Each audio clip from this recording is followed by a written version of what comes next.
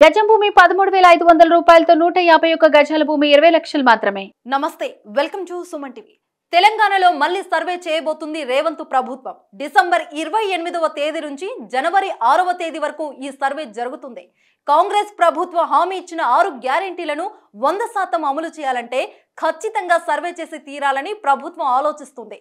ఇప్పటికే సర్వేకు సంబంధించిన దరఖాస్తు ఫామ్లు అన్ని ఆయా గ్రామాలు, పట్టణాలకు తరలించడం మొదలుపెట్టింది. డిసెంబర్ 28 నుంచి సర్వే మొదలవుతుంది.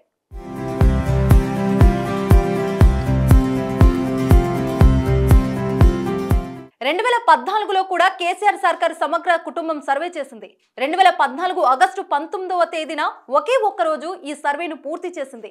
ఈ సర్వే పైన అప్పట్లో దేశవ్యాప్తంగా చర్చ కూడా జరిగింది.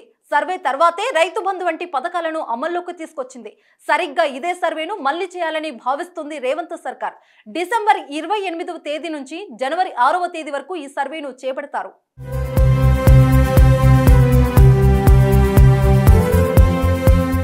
ఇంట్లో కోడిపిల్ల, కుక్కపిల్ల మొదలు భూములు, ఆస్తులు, ఫ్యాన్లు, ఫ్రిడ్జ్లు, కార్లు, మోటార్ బైకులు అన్నిటినీ ఈ సర్వేలో లెక్కిస్తారు.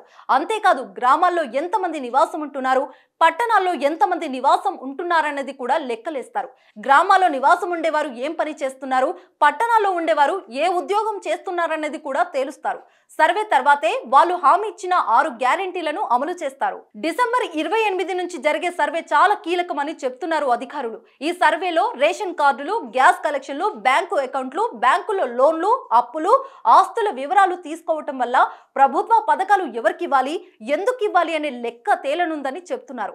అయితే ప్రభుత్వం ఇచ్చే పథకాలు ఖచ్చితంగా నిజమైన వినియోగదారుడికి అందుతాయని, అవసరమైన వ్యక్తులకు ప్రభుత్వ పథకాలు అందబోవని చెప్పుకొస్తున్నారు.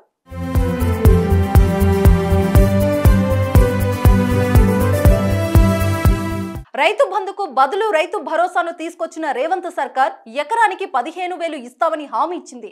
అయితే సాగు చేసే భూమికి మాత్రమే రైతు భరోసా ఇస్తామని, పడావు ఉన్న భూములకు రైతు భరోసా ఇవ్వకూడదని రేవంత్ సర్కార్ భావిస్తున్నట్లు తెలుస్తుంది. దీంతో ఇప్పటి వరకు రైతు బంధు వచ్చే వారందరికీ ఇప్పుడు కాంగ్రెస్ ప్రభుత్వంలో రైతు భరోసా రాదని తెలుస్తుంది.